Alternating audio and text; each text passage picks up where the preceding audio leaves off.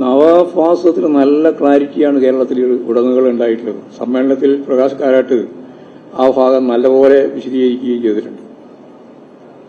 നിങ്ങൾക്ക് ഏതാണ്ട് നല്ല ധാരണ ഉണ്ടായിട്ടുണ്ടെന്നാണ് എൻ്റെ വിശ്വാസം. നമ്മൾ തന്നെ അതിവിടെ നല്ല രീതിയിൽ ചർച്ച ചെയ്തിട്ടുള്ളതാണ്.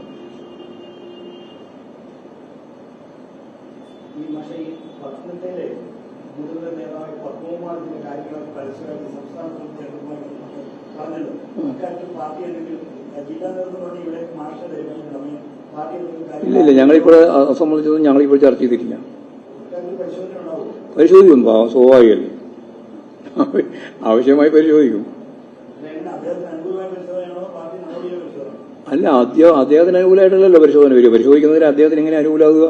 പാർട്ടിക്കകത്തും സംഘടനക്കകത്തും പറയേണ്ട കാര്യങ്ങൾ പരസ്യമായിട്ട് പറഞ്ഞു എന്നുള്ളത് പാർട്ടിക്കകത്ത് സംഘടനാപരമായ തെറ്റായ നിലപാടാണ്.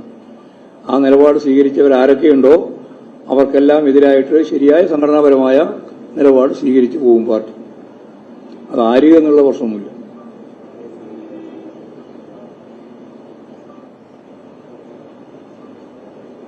അദ്ദേഹത്തിന്റെ 52 വർഷക്കാലത്തെ സേവനവും മറ്റുള്ള 9 വർഷക്കാലത്തെ താരതമ്യപ്പെടുത്തിയ ഇത് പാർട്ടിക്കകത്തെ ഒരു ആളുകൾക്ക് പുതിയ ആളുകൾ കടന്നു വരുമ്പോൾ ഒരു പ്രശ്നമാണോ? എന്താ പുതിയതായിട്ട് കടന്നു വരുന്നവർക്ക് ആവേശം ഉണ്ടാകുക, അതിന് പ്രശ്നമുണ്ട്. ഇവിടെ എത്ര വർഷക്കാലം പ്രവർത്തിച്ചു എന്നുള്ളതല്ല, ഓരോ മേഖലയിലും നേതാക്കന്മാരെയും പ്രവർത്തകരെയും കണ്ടെത്തുമ്പോൾ പ്രധാനമായിട്ടും പാർട്ടി കാണുന്നത് പഴയ നേതാക്കളും വേണം, പുതിയ നേതാക്കളും അല്ലെങ്കിൽ സഖാക്കളും ചേർന്നുള്ള ഒരു കൂട്ടായ നേതൃത്വമാണ് പാർട്ടി ഉദ്ദേശിക്കുന്നത്. അത് പാർട്ടി വ്യക്തമാക്കിയതാണ്, നേരത്തെ തന്നെ വ്യക്തമാക്കിയതാണ്.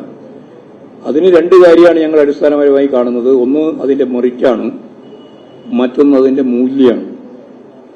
ഈ രണ്ടിനെയും അടിസ്ഥാനപ്പെടുത്തിക്കൊണ്ട് നവീകരിക്കുക എന്ന പ്രക്രിയ സമ്മേളനത്തിന്റെ ഭാഗമായിട്ട് എല്ലാ ഘടകങ്ങളിലും ബ്രാഞ്ച് മുതൽ മേലോട്ട് നടന്ന ഒരു കാര്യമാണിത്. അതിന്റെ ഭാഗം തന്നെയാണ് സംസ്ഥാന കമ്മിറ്റിയും സംസ്ഥാന സെക്രട്ടേറിയറ്റും എല്ലാം തന്നെ രൂപപ്പെട്ടത്.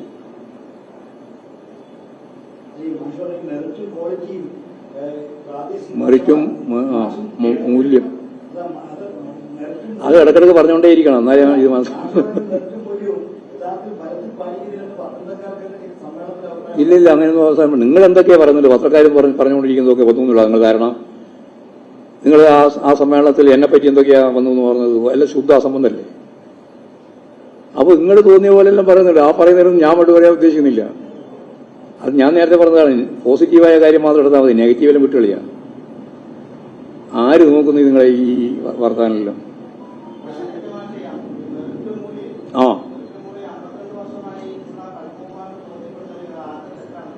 അല്ല, അതൊക്കെ വ്യക്തിപരമായിട്ട് ഓരോരാൾക്കും ബോധ്യപ്പെടൽ പ്രശ്നമാണ്. എല്ലാവർക്കും കൂട്ടായിട്ട് ബോധ്യപ്പെടുക വേണ്ടേ? ചിലയാൾക്ക് ബോധ്യം ഉണ്ടാവില്ല, അത് ഉണ്ടാക്കും പോരെ. അങ്ങനെ ബോധ്യപ്പെടാത്തവരെ ബോധ്യപ്പെടുത്തിയല്ലേ വേണ്ടേ? അത് ഞങ്ങൾ ചെയ്യും. അത് നിങ്ങൾ വല്ലാതെ വിഷമിക്കണ്ട, ഞങ്ങൾ തന്നെ സംഘടനാപരമായിട്ട് ചെയ്തോളൂ ആ കാര്യമെല്ലാം.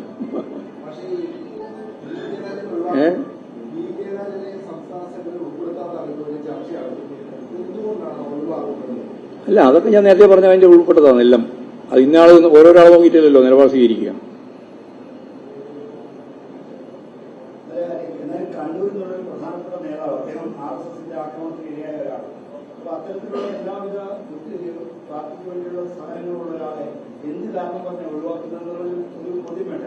അതെല്ലാം ബോധ്യമുണ്ട്, ജനങ്ങൾക്ക് കൃത്യമായ ബോധ്യം ഉണ്ടാവും, പാർട്ടിക്കും ബോധ്യമുണ്ട്, ഓരോന്നിനെപ്പറ്റിയും ബോധ്യമുണ്ട്. ഇനി അഥവാ ആർക്കെങ്കിലും ബോധ്യമാവുന്നില്ലെങ്കിൽ അവരെ ബോധ്യപ്പെടുത്തുക എന്നുള്ളത് പാർട്ടിന്റെ ചുമതലയാണ്. അത് പാർട്ടി നിർവഹിച്ചോളാം, അത് നിർവഹിക്കും, അതിന് സംശയമൊന്നും വേണ്ട.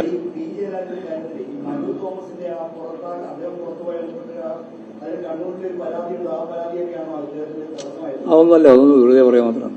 നിങ്ങളോരോ പുതിയ കണ്ടുപിടുത്തം നടത്തുകയാണ്. കത്തെല്ലാം ഉണ്ടാകും, കത്തൊക്കെ ഞങ്ങളുടെ കയ്യിലുണ്ടാവും, കത്ത് ഞങ്ങൾ പരിശോധിച്ചിട്ടുണ്ടാവും, തീർത്തിട്ടുണ്ടാവും. അതിനൊന്നും പിന്നെ ഒരു കത്ത് ഏതെങ്കിലും ഒരു കത്തും കൊണ്ട് നടന്നിരുന്ന കാര്യമില്ല. എല്ലാം തീർക്കുന്നു, ഒരു തീർക്കാനൊന്നും ബാക്കിയില്ല. പ്രശ്നങ്ങളൊന്നും തന്നെ അവശേഷിപ്പിക്കുന്നില്ല, എല്ലാം തീർത്തുകൊണ്ടാണ് മുമ്പോട്ടേക്ക് പോകുന്നത്.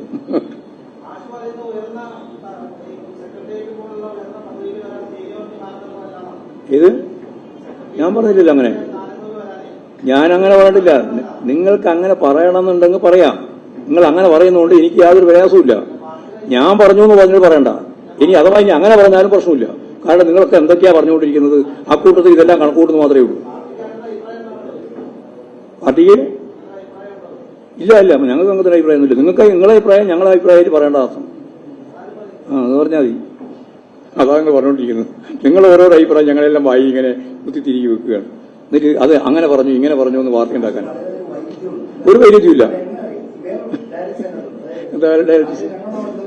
എങ്ങനെ